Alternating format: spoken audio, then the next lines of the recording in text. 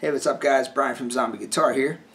This lesson is about soloing over non-diatonic chords, okay? Specifically soloing over chords that are borrowed from the parallel minor key. Or if you're already starting out in a minor key, then borrowing from the parallel major key. Alright, so before I get started, I just wanted to say if you haven't already checked out my website, take a look at it. It's zombieguitar.com.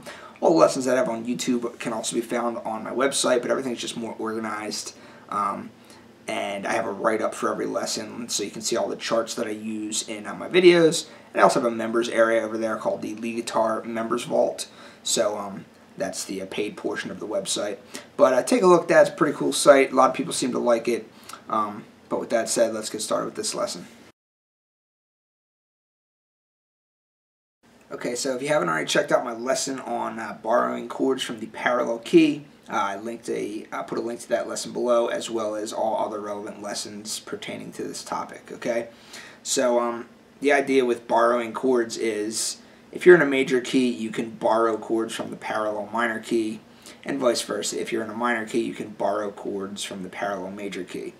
So in this lesson, it's in the key of G major. Okay, so if you take a look at your circle of fifths, the three major chords and the three minor chords within the key of G major can be found in this grouping of 6. Okay, you have G major, C major, D major, E minor, B minor, and A minor. Okay, those are your 6 diatonic chords in the key of G major.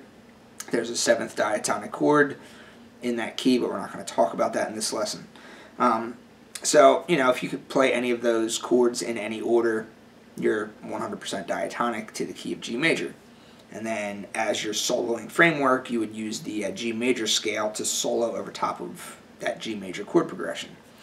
Okay, but more often than not, you're going to come into situations where you find chords that are out of the key, but they still seem to work. Okay, they work, but they have that outside type of sound, and that's because they're outside of the key. All right, and a lot of times it comes from what is known as the parallel minor key. So if you look at the chords from the key of G minor, which is the parallel minor key to G major, you have these 6 diatonic chords of that key. Okay, so you can pull some chords from the G minor key and then throw it into your G major chord progressions, and you know it's going to add interest. All right, you're going to hear that a lot in a lot of rock songs, pop songs. Okay, every genre of music they borrow chords. Okay, so the idea is when you're playing over the chords that are part of the key of G major, you're going to use the G major scale as your soloing framework, and then of course you're going to be trying to target chord tones of the underlying chords, but you're going to stick to the G major scale over those chords.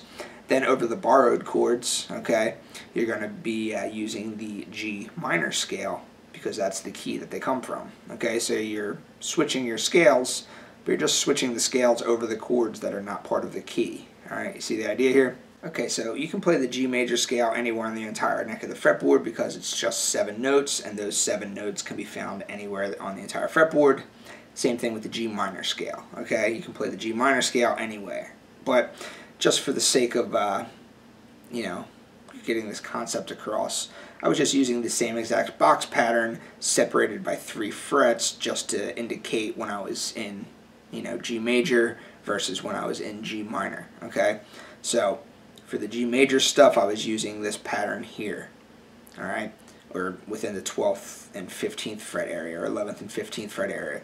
Okay, so for this pattern for a major key, I would take my pinky, locate my note G, which is here, 15th fret, and then playing from the colored dot to the next colored dot, which is G to G, that would be my G major scale. And then go from G to G again.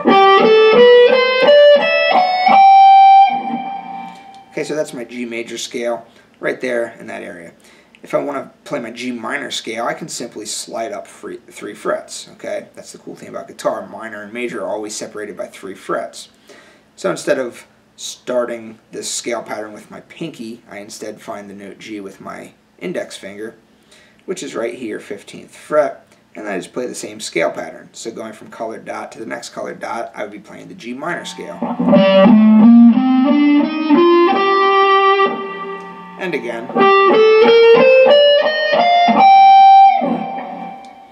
Okay, so I was just using the same pattern, the same movable pattern, to show that I was jumping from major key to minor key. Alright, and I was doing that over the, I was playing the major stuff over the chords that were found in the G major key, and I was using the G minor scale over the borrowed chords that came from the G minor key. Okay, but again, you could play either of these scales anywhere, all up and down the entire fretboard in many different positions, and I have lots of lessons on how to do that as well. Alright, so just to reiterate, the chord progression that I was using was a G major chord to a D major chord to an E minor chord to a C major chord. Okay, all G major stuff. Then the second time around it was going G major to D major to E flat to F major to G major. Okay, and it was over the E flat and the F major chord that I was switching my scale to the G minor scale, because that's where those chords come from. Alright, so it sounded outside, yet it still worked, okay? And because I was using the appropriate scale over those chords, because that's the scale that those, or that's the key that those chords come from, that's why everything worked with one another. Alright, so it gives you that outside sound, but it still works. That's the whole idea of borrowing chords from the parallel key. Okay, and the last thing I want to say about this concept is sometimes you're going to run into situations where chords are being borrowed from the parallel key, and you can kind of break the rules by playing the wrong scale. Okay, so you know, if you're borrowing chords from the parallel key of G minor, and you start out in the key of G major, once you make your switch, you can kind of stay in G minor for a little bit longer than you're supposed to, you know, if it sounds good, okay? Sometimes you may want to remain in that minor scalar framework and with that minor tonality, okay? So this is most apparent when you're playing the 3 chords that share the same root from both keys, okay? So in any parallel major minor key combination, 3 of the chords share the same root, in this case G, C, and D. In the G major key, you have G major, D major, and C major. In the G minor key, you have G minor, C minor, and D minor. Okay, they share the same root. So if you happen to switch your scales at one point, you know, you can kind of play the wrong scale if you want to, if that sounds good to you, okay? This really becomes apparent where it's really going to sound wrong if you choose the wrong one. If you're playing over, like if you're in the key of G major and one of the other chords is borrowed, the E flat, the F, or the B flat chord, if you try and play major stuff over one of those 3 chords, it's going to sound really off. That's why, you know, you use the minor scale.